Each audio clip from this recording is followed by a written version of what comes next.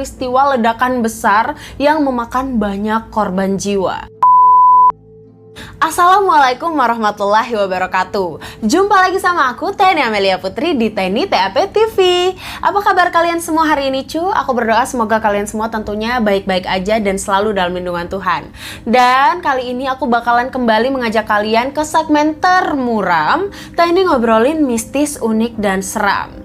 Karena kita semua di dunia sekarang lagi benar-benar berduka dengan salah satu peristiwa yang baru terjadi kemarin di Lebanon, yaitu salah satu peristiwa ledakan besar yang memakan banyak korban jiwa.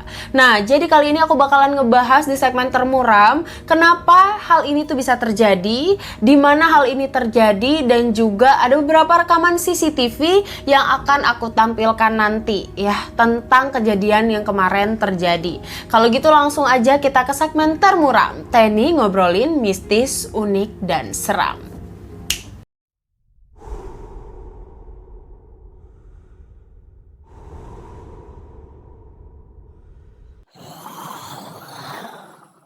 Jadi cu, kemarin di Beirut, Lebanon, baru aja terjadi sebuah peristiwa yang banyak sekali memakan korban jiwa. Dan peristiwa ini merupakan sebuah ledakan besar, ledakan dahsyat yang membuat guncangan juga di kota Beirut.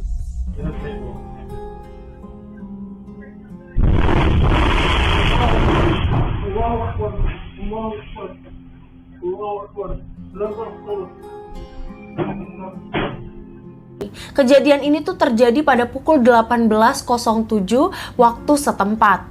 Ledakan ini terjadi pada hari Selasa tanggal 4 bulan 8 2020. Jadi cu, sore kemarin terjadi 2 kali ledakan di daerah pelabuhan kota Beirut, deket pelabuhan gitu.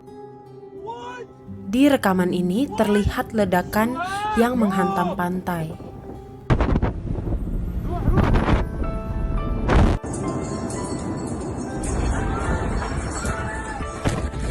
Tepatnya di sebuah gedung tinggi yang bernama Beirut Port Silos. Gedung tinggi ini tuh kalau diidentifikasi dari peta, ini merupakan sebuah gudang besar gitu cu. Dari beberapa informasi cu, ledakan ini tuh benar-benar dahsyat banget. Jadi sampai terjadi kayak gempa gitu. Ketika meledak ada getaran yang mengguncang kota Beirut. Dan gak hanya itu aja cu, ledakan ini juga terdengar dan dirasakan sampai dengan ke kota Siprus. Nah sedangkan Siprus ini aja berjarak sekitar 100 mil atau setara dengan 160 km dari kota Beirut. Bayangin aja seberapa dahsyatnya cu. Hal ini tuh benar-benar ngebuat semua warganya panik dan juga berusaha untuk menyelamatkan diri cu. Karena pada saat pertama kali ledakan itu benar-benar mengagetkan warga dan ada beberapa juga orang yang sempat merekam kejadian tersebut.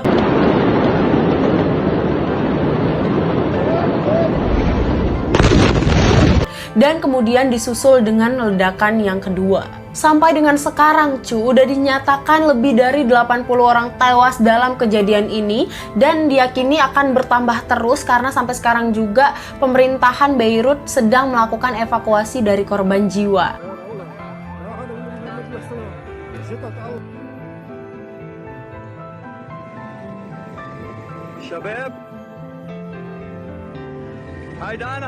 Dan juga sudah 4.000 lebih korban yang dinyatakan luka-luka. Salah satu yang meninggal dunia karena kejadian ini adalah seorang sekretaris jenderal dari partai politik Kataeb yang bernama Nizar Najarian.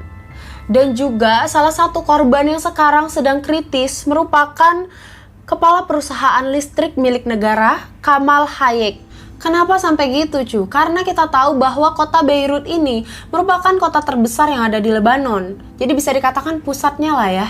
Dan ledakan ini tuh benar-benar dahsyat, bahkan merusak fasilitas kesehatan. Banyak gedung-gedung penting di dekat kejadian ini. Dan tentunya menghancurkan bangunan-bangunan serta kendaraan yang ada di sekitar kejadian tersebut.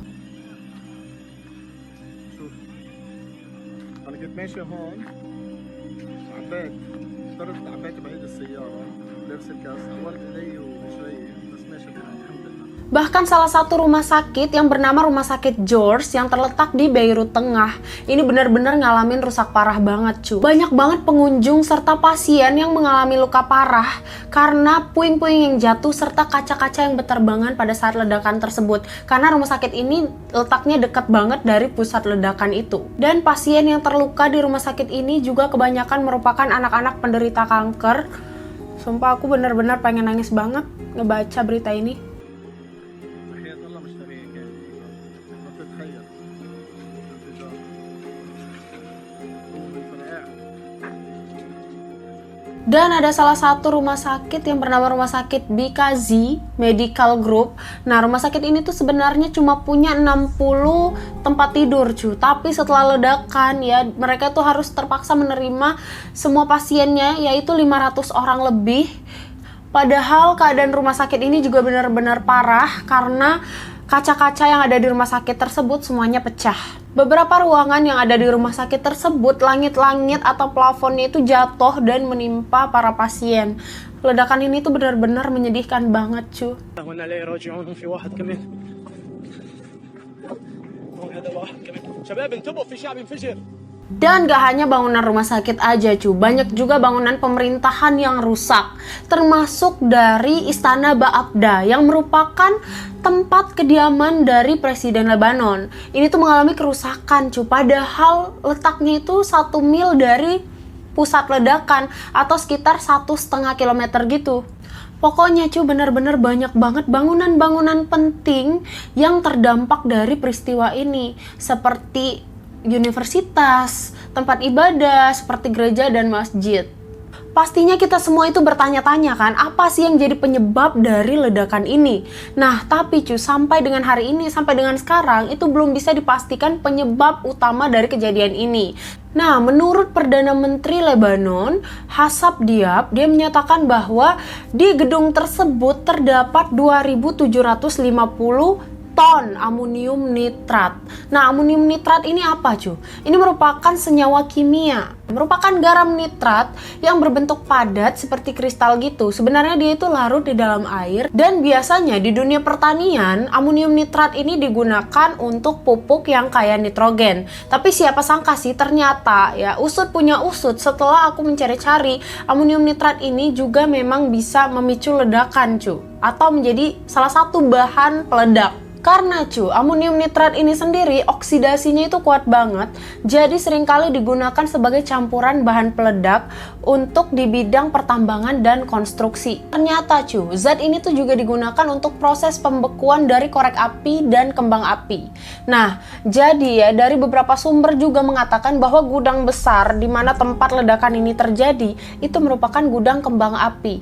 Nah, tapi ini tuh masih dalam pengusutan cu, jadi belum ada pihak yang ditunjuk untuk bertanggung jawab dalam hal ini.